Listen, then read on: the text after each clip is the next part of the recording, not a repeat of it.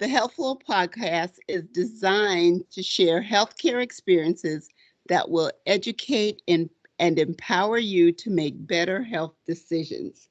Today, it's my pleasure to have Adrien Gupton as my guest today. We're going to be talking about breast cancer diagnosis and treatment. Adrian and I met in school, and it was during our school or sometime after school, she found out about her breast cancer. So, welcome, Adrian, to the Health Flow podcast. And Adrian, just go ahead and tell us about yourself. Okay, well, thank you very much, Jean, for having me tonight. My name is Adrien Gupton. I am a certified nurse midwife and a family nurse practitioner, and I'm currently teaching in Northern Arizona in the School of Nursing as an associate professor. And I'm really happy to be here tonight. As Jean mentioned, I was diagnosed in 2014 with breast cancer at the age of 45. And my presentation was a atypical presentation. I actually went in for headaches. And as a course of that, my medical assistant actually was the person that said, "Hey, let's look at screening, and it's time for you to, to have that mammogram." I was a little resistant initially having it, but I did, and basically based on that screening, I ended up having a biopsy, and after the biopsy, I was uh, diagnosed with cancer. And Oh wow, yeah. that must have been. So you actually did not like feel a lump or anything. You No, just were going to your doctor because you had a headache. right, That's how. exactly. Okay. And then at that time they decided to that you should do all your so you went in to see the doctor and they just did a general physical and then took you to the point to where, oh, by the way, it's time for you to have your mammogram. Correct. So I went in, I was Okay. having regular headaches. I was practicing in primary care 40 hours a week. I had just graduated from family nurse practitioner school and having that first year of transition. And at first, I was, oh, okay, it's stress related. Headaches didn't go away. So went for a completely different reason. And when the assistant basically went through and was looking at, oh, okay, you're up to date with your immunizations. When she got to the screening piece, she was like, oh, you're due for mammograms. And no, I did not have any lumps. I did not have any breast discharge. I did not have any abnormal previous mammograms. All of my mammograms to that point were absolutely fine, negative, And no problems whatsoever. and you had a mammogram just a year prior. Right, about a Okay. year and a half prior. Yes. Okay.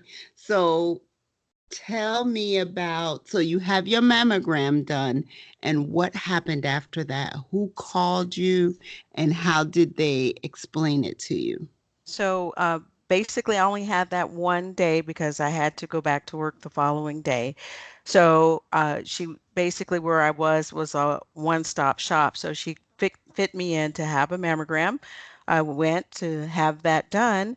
I asked for a three-dimensional mammogram, and it was casual. When the tech pulled the screen up, there was calcifications everywhere. She stopped talking and she said, I'll be right back. She went and got the radiologist, and from there, I actually had the biopsy, everything on the same day. That's how bad and concerning that what they saw on the screen. You said you asked for a three-dimensional mammogram. How did you know to ask for that? Um, being dealing with family practice, most of my practice focused and featured on women's health. And so I was reading about the effectiveness of having that three-dimensional mammogram because they're able to pick up things that maybe your traditional mammogram would not pick up, like maybe a small calcification on the breast that maybe a normal one wouldn't pick up. Also, the younger you are, the more dense or thick your breast tissue is, and it's harder for the mammograms to actually pick up things that are very small masses or any small changes. So the recommendation is to have that 3D mammogram.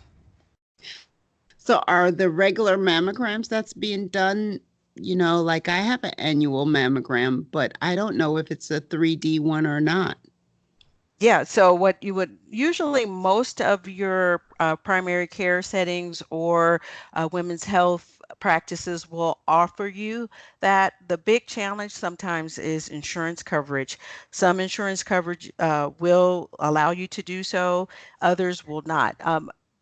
From the time that I was diagnosed in 2014 to now, they've had such big strides and had such good results that most insurance companies now cover those mammograms that are 3D. Okay. All right. So you go in to see your doctor, you're able that same day to get uh, a mammogram done Mhm. and a biopsy.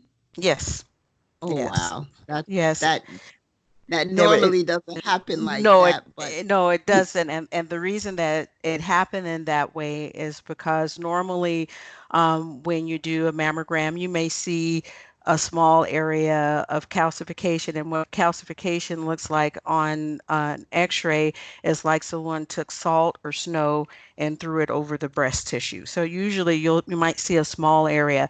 I had over 10 centimeters of the breast, including the axillary area, that was covered with that salt looking type appearance. Of course, cancer cannot be diagnosed unless you have a biopsy, but it was concerning because I went from having a completely clear mammogram just a year and a half before to this picture. So that's why they were really rushing to get that biopsy in that same day.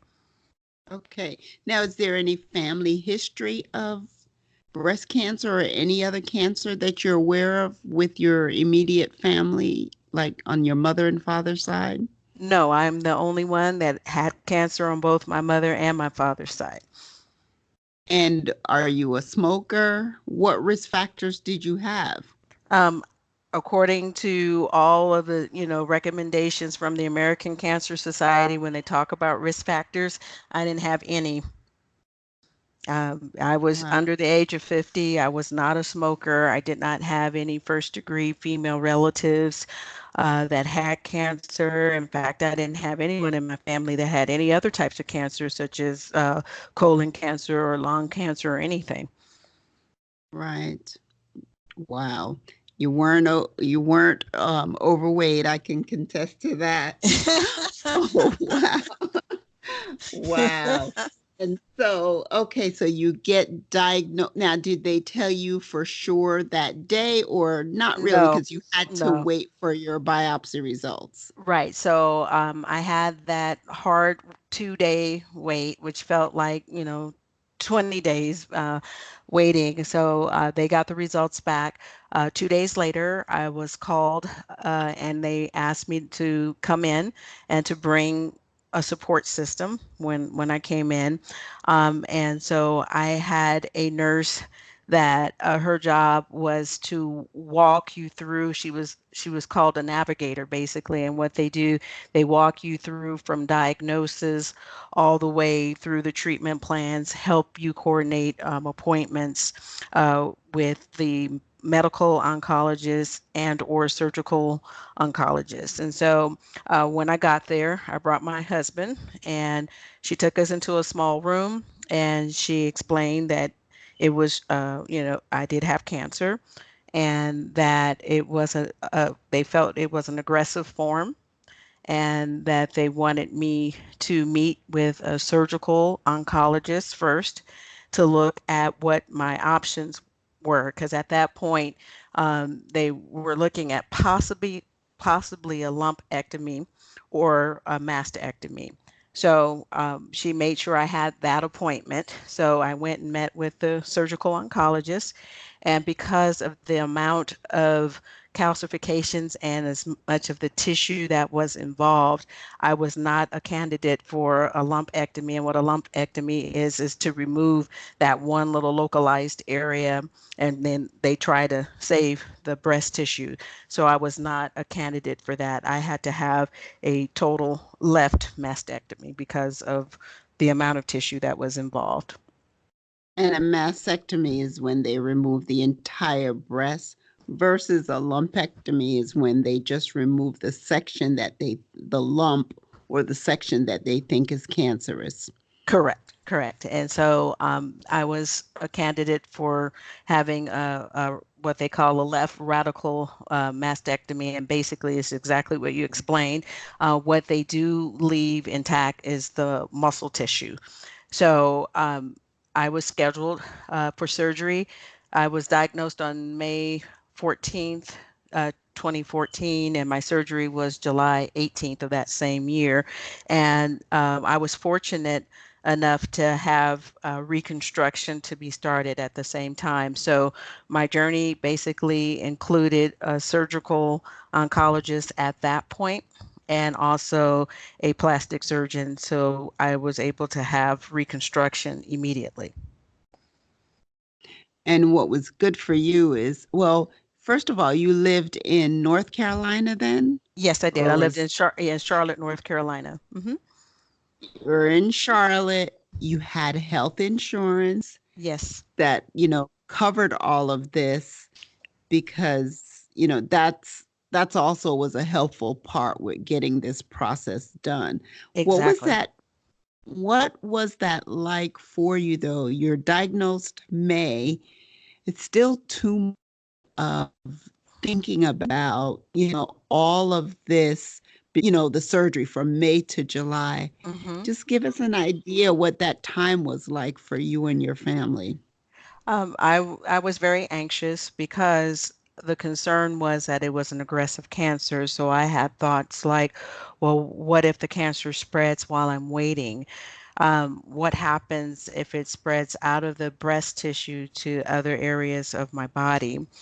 I Mhm. have three children, and at that time, I had one adult child and two children. I had a small baby that was 8 years old, and then my other child was a teenager, and then I had a grown adult son. And so, what happens if my life is cut short? What happens if I'm unable to work? I had all those anxieties and, what if questions. And I was very blessed to have that nurse navigator because her job was to answer all those questions, more importantly, to put me in contact with great support groups in the area. They pair you up specifically with someone who had the same diagnosis that you had and is approximately the same age that you were at diagnosis. And that was through the American Cancer Society. It is free. You do not have to have insurance to qualify for that, and they are amazing. They walk you through. You have support from the time of diagnosis all the way to either remission or, further treatment. So are we saying that your first treatment was the surgery in July? Yes. And what was the holdup for, like, why did you have to wait that time frame? Why not Great. surgery in June? Yeah, great question. So what happened, because they had to have the surgical oncologist and the plastic surgeon in the OR suite at the same time, they had to merge their schedules together. And by both of them having such busy schedules, that was the earliest that they could get me in, that they would have me free for both the surgical oncologist and the plastic surgeon to be in. The surgery was 3 to 5 hours, so they had to, make sure that they had the equipment, had the scheduling time, and having the staff to be there to be able to perform the surgery successfully. Okay. So you had the surgery in July, and then tell us about that and what was next. Sure. So The goal, of course, with the surgery was actually threefold. Of course, to remove the breast tissue. That was the first. The second part was to begin reconstruction, and most importantly, to determine if the cancer got outside the breast tissue.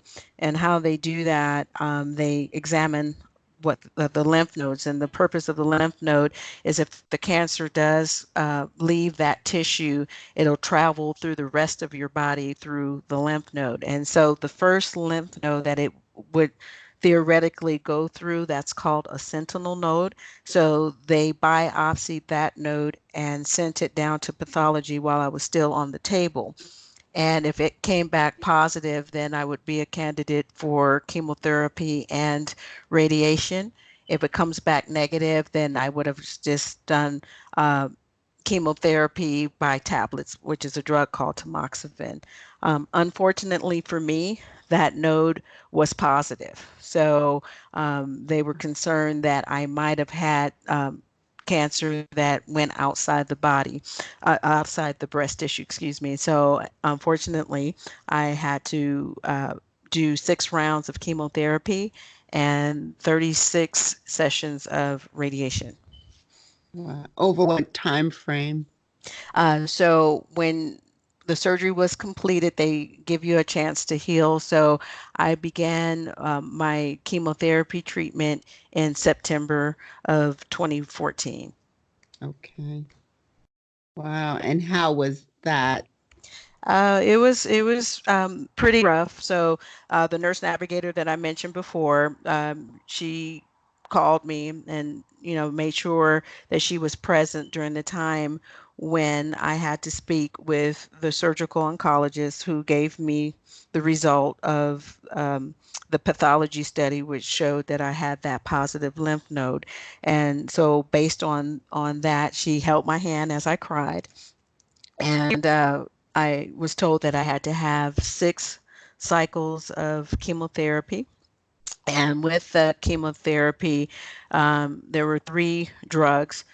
2 of the drugs were very powerful, and those are the drugs that will cause you to have hair loss. It causes a lot of sores in the mouth with a lot of the patients. It causes low blood count, and so I had to do that. The other thing that they told me is that I was estrogen receptor positive. So that Wow. means that the chance of me having a recurrence of the cancer is higher.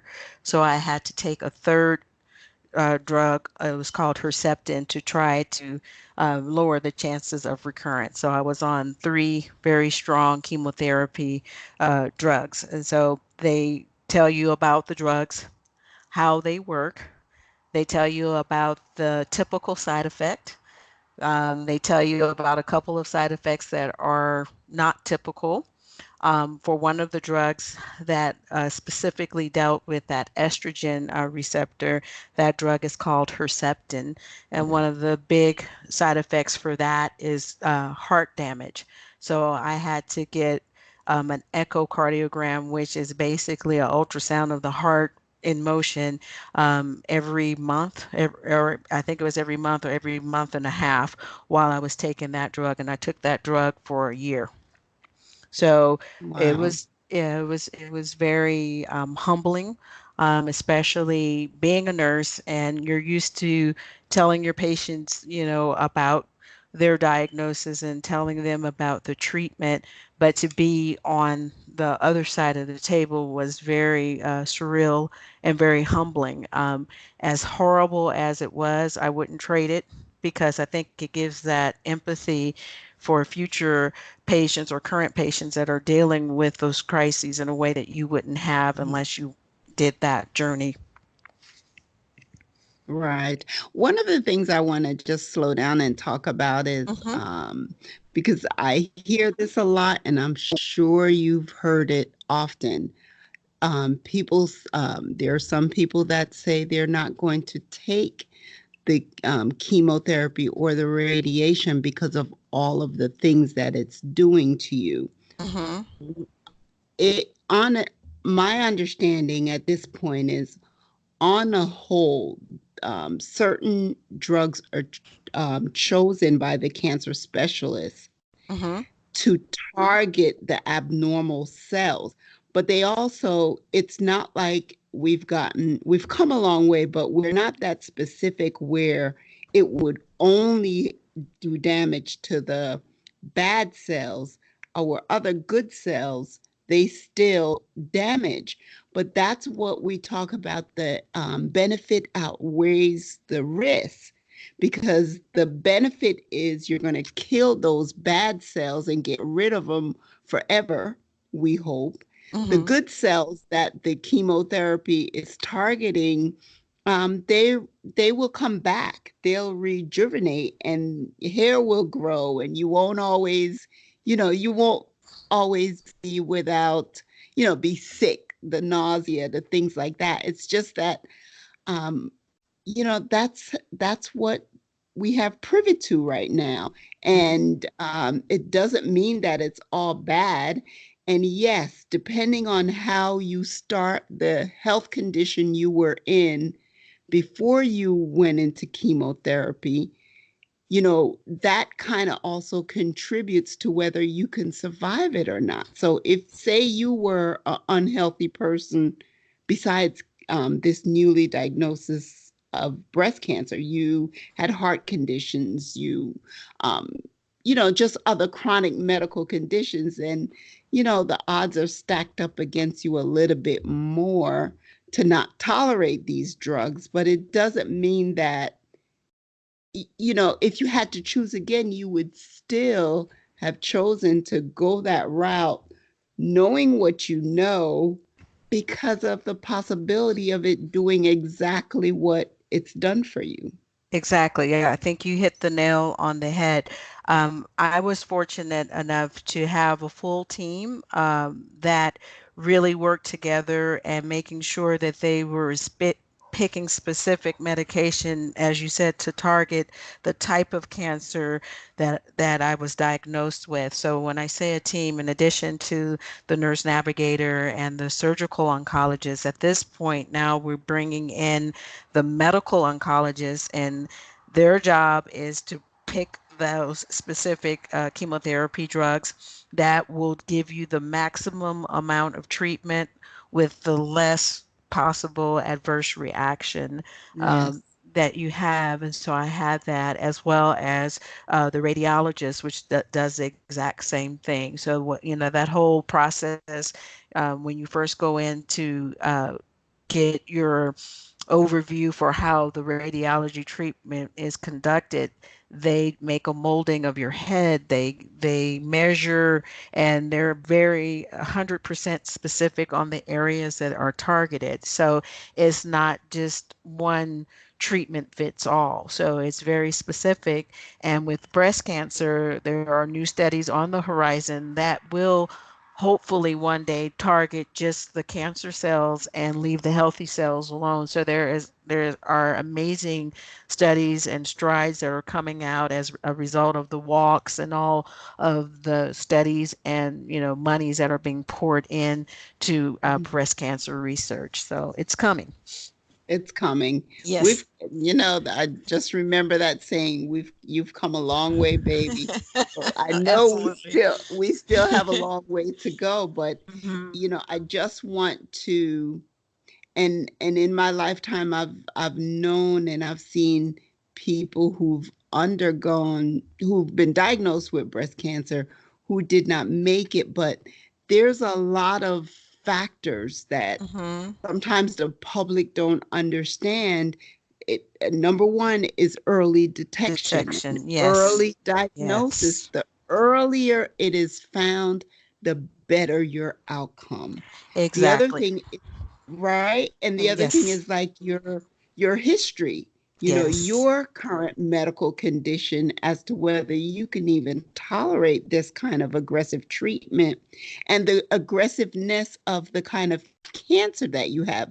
For Hmm. example, if you were diagnosed with breast cancer, but it had already gone outside the breast into your lung or into your brain, then Hmm. we all know that that's usually a more grave Pro- Diagnosis. Yeah. And Absolutely. prognosis. Yeah. Absolutely. And the take home message, if your audience don't remember anything else about this conversation, screening is really, really important. I was a person that, got my screening according to the guidelines, and had that medical assistant had not been very, assertive in really saying, hey, why don't you go ahead and get that done?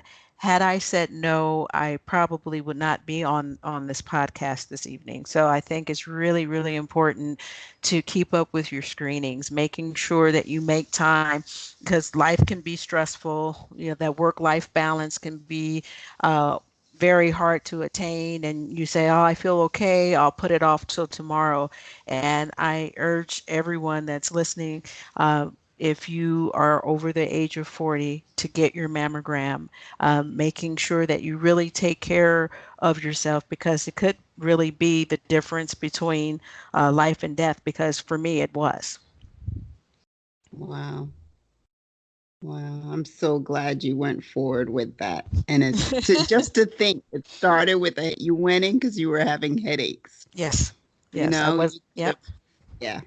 Yep. But was there any association with your headaches and the actual breast cancer? No, not at all. None. I just went in. I was on medication to help with headaches. I was stressed, and I just wanted relief, and I just wanted a refill. I had breast tissue cancer, and nothing of that was on my mind whatsoever. So, no correlation at all. Okay. So you made it through all your 6 rounds of chemotherapy, and then Hmm. what was next? So, after they did the 6 cycles of chemotherapy, they give you a time to recover. As you said, they want to give your body a chance to get as healthy as possible. And then after that, I made an appointment with the radiologist, and he also went over the pathology report, looked at the type of cancer that I had. So when they look at cancer, they look at it from a stage and a grade, and then they ask themselves, did the tumor spread to other parts of the body? So I was in a very unique category. I was a stage 1B, which means that it was a early diagnosis, but I had a very aggressive form of cancer. So the question is, could those cancer cells still be there despite chemotherapy, despite the removal of the breast tissue? And could those cancer cells be so small that current technology would not be able to pick it up? Oh, So that was where I was. And so that's why they decided to do both chemotherapy to fight it from one angle, so to speak, and then radiation to fight it from a different angle. Because as I mentioned earlier, a lot of that breast tissue was covered. So I had it all the way up to your breastbone, which is called the sternum. So they looked at that area, came up. All that area that is under your arm is called axillary area. So all that part, all the way down to where your bra would stop at the bottom. So it was a large area of possibility.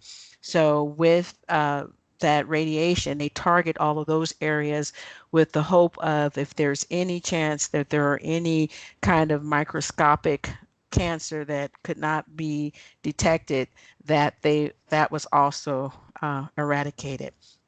And then I did that. So that was 35 or 36 sessions. So you go for 1 minute Monday through Friday for about 7 weeks. So that's how that worked. So of course, because it is radiation, you get burns. So I had to, take care of the burns, those kind of things. But you do get a chance to heal. They give you oils to put on your skin. Again, the support was amazing. You find people who have had that therapy. They are there in the lobby, willing to talk with you if you're wanting to talk. When you go to the back while you're getting undressed, a lot of women, because of the mastectomy, have body image issues because, of course, reconstruction doesn't happen immediately. So that they have to put in an implant, they have to stretch the skin. So as you're looking at yourself, you look drastically different uh, after the surgery than you did before. So they don't forget you. And they're anytime that they have a chance to encourage you, anytime they have a chance to make you feel important, they did. And that was with chemotherapy and radiation. So they did the radiation piece for 36 sessions worth. Then the last piece is the breast reconstruction is completed. So they put in the prosthesis and stretch, and the skin has already been stretched again during this time. And I didn't mention that part. So what happened while I was getting radiation, while I was healing, I would constantly go to the plastic surgeon, and they would constantly do skin expanders because they wanted, that tissue, the skin to stretch to be able to hold the implant. So they try to time it to where once your radiation is complete, they can complete that final piece. So that's the finishing touch to where you have that completed breast reconstruction. Gotcha. Okay, so you had chemotherapy, Mm-hmm. you had a radiation, you got through all Mm-hmm. 36 of those, and Mm-hmm. then you had the reconstruction surgery. Completed. Yep. Yeah. So, Okay. yeah. So they start the first part of the construction when they remove the breast itself, and then as you're healing, you're going ever so often for them to put in what they call expanders.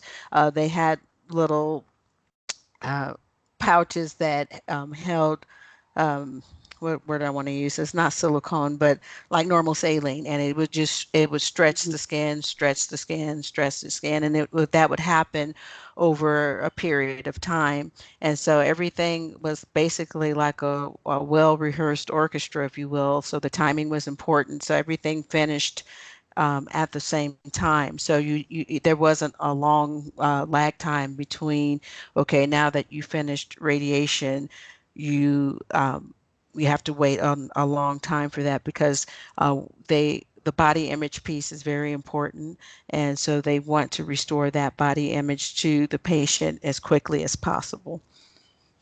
Okay.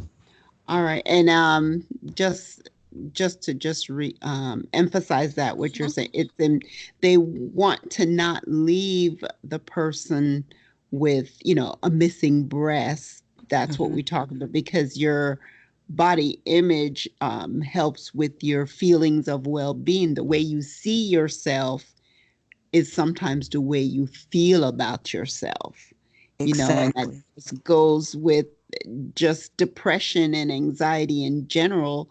You're looking in the mirror and you don't like who you see or what you see about your body, and that can produce more anxiety and stress and maybe depression.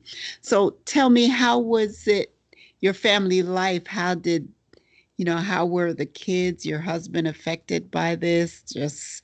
I mean, it seems like you all just came through it and just worked real well together to me. Well, I appreciate that. Well, it was definitely a roller coaster ride. My husband, he was very afraid. He was afraid that he was going to lose his wife. He had a good support system, and that was really important. So he was able to talk about body image because body image doesn't just affect the patient, it does affect their partner as well. And so he did have a chance to explore his feelings and how he felt about that. He was amazing as far as, always encouraging me and always, saying you're beautiful inside and out. He was very much a present help in the time of trouble, if you will.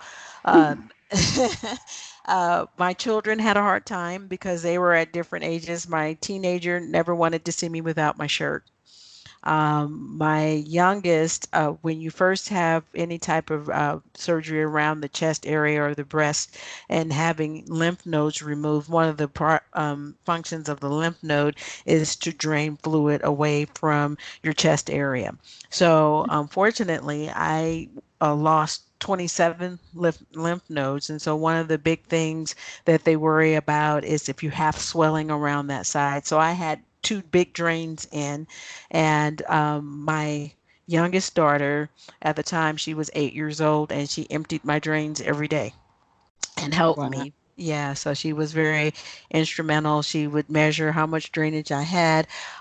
It was hard for me to maneuver my, because it was on the left side and I am left-handed. So I had numbness on that side and I couldn't maneuver my hand very well, to take care of that side. So she was very helpful to me. Um, we made sure that they had education about it at a level that they can, understand because, of course, she was 8. And so we wanted to make sure that she was able to do that. And the American Cancer Society was instrumental with that. So they actually have programs not only for the woman that is going through that, but also for her family at various ages and stages of growth and development. So with my 8-year old, they were able to explain it to her in a way that she could go and give a presentation to her class if she wanted to, because she was in 3rd grade at the time. So being able to Did do that. did the American Cancer Society send someone out to your home, or was it that when you guys went to doctor's appointments, they had Mhm. people, Great talk question. with different family member? Great question. And the answer is it depends. So in our situation, because I was able to heal pretty quickly, I actually took my daughter to the meetings at a certain location, and so she, along with other children her age, were able to learn together in a group setting. They do have programs where they will come to your home. So like, if the parent is too sick to travel or they live in a rural area and the closest location is greater than an hour, they'll come to your home and Oh, conduct wow. it there. Hmm. Okay, very good. So tell us, where are you now with the treatment? Excellent question. I am almost 5 years out, and so once you hit that 5 year point, you don't have to see your oncologist every 6 months anymore. So right now, I have been seeing my oncologist, medical oncologist, every 6 months. And so the last piece after radiation is they put you on a drug called tamoxifen. And again, the reason that I'm taking tamoxifen is because my cancer was estrogen receptor specific. So they want to make sure that they turn down those receptors of estrogen, and the way they do that is with a tablet. So I take those tablets, one tablet a day, and so I've been doing that for 5 years. I have one more appointment, and once I have that appointment, as long as everything is nice and clear, I will be released from the care of the oncologist and going back to primary care. Wonderful. Hmm. Awesome. Wonderful. And what's the follow-up for you? Are you still doing annual mammograms? How Hmm. does that work now that Great. Yeah. you've, you Great know, question. So yes. So is it more important than ever that I have annual mammograms? And so because most of the breast tissue was removed from the left side, I don't have to have a mammogram on the left side. I chose, mhm, so let me back up a little bit and rewind the tape. I chose to keep my right breast. Some people choose to take away both breasts because they feel that that decreases their chance of recurrence. I chose to keep my right breast. So because I still have my right breast tissue, I have to get a mammogram one time every year. And so my medical oncologist, he makes sure that that's scheduled for me. And every May, I have my annual mammogram. Hmm. okay. Oh, wonderful. Now, I know some of the things I've seen you since you've undergone all of this. So let's Hmm. talk about hair and the growth of your hair and, you Hmm. know, weight loss and weight gain. How did those, just touch on that a Sure, little. absolutely. So, going back to those that point where I had to have 6 cycles of chemotherapy, 2 of those drugs, the way it works, it hits your rapidly dividing cells. So hair, skin, nails, respiratory, GI system. And those are the areas that most people tend to have the common side effects. So when you're Mhm. dealing with the integumentary or the skin system, your hair and nails, you lose your hair, you lose your eyebrows, you lose, hair on your arms, those kind of things. As long as I was on the medication, of course, my hair wouldn't would grow back. But after I got off, I would say it took my hair to grow back probably 3 months. I started, having the fuzz, and then next thing I knew I had my hair. So my hair grew back pretty quickly after that. I did not have any respiratory problems, but I did have gastrointestinal problems. So I was not able to have digestion. When we swallow our food moves through our digestive system through a mechanism called peristalsis, where the rhythm moves your food through. Unfortunately for me, that stopped. So Mm. when I ate, my food got stuck in my throat, basically. So Oh, I had to take special medicine in order for it to break down the food. So the way that my weight would go, my normal body weight would probably before the cancer was like 130. I got down as low as 110, maybe 100 pounds because I couldn't eat. I didn't, and my mouth hurt, so I couldn't swallow. Then, as the medicine would wear off, then I would get my appetite back. And then the minute I get my appetite back and gain weight, it was time for me to do the whole thing all over again. So my weight oh. rode the roller coaster. So with that, I had to drink protein shakes, drinking like things like Ensure to make sure that I could, handle that. Swallowing was a challenge, so that was one of the main things for me. Fortunately, for most people, they don't have that problem, but unfortunately, that was one of the more rare side effects that came along with 2 of the drugs that I was taking, and so that's what happened. All right. So is there from anything you'd like to share with the audience about this experience that you've had? Yes. Again, I would say make sure always to be on top of your screening. Early diagnosis is essential. The earlier that you are diagnosed, the better the prognosis can be. Take the time to love yourself, no matter the situation, no matter what you look like on the outside. Realize that the true essence of who you are is within. And I would say, lastly, to stop and smell the roses along the way. Have an attitude of gratitude because I am thankful for so many things that I took for granted prior to this experience. Oh, wonderful. Well, Adrian, thank you so much for sharing with the audience. I really appreciate it. And I'm sure we'll have you back on again since you are a nurse practitioner in women's health. And there's always lots of women's health issues. So I'll look forward to having you again. I'm wishing you all the best. And we'll talk soon. And thanks again for being my guest. Thank you so much for having me tonight. Thank you so much. You're welcome. Are you thinking about starting your own podcast? If so, Anchor is the easiest way to make a podcast. Let me explain.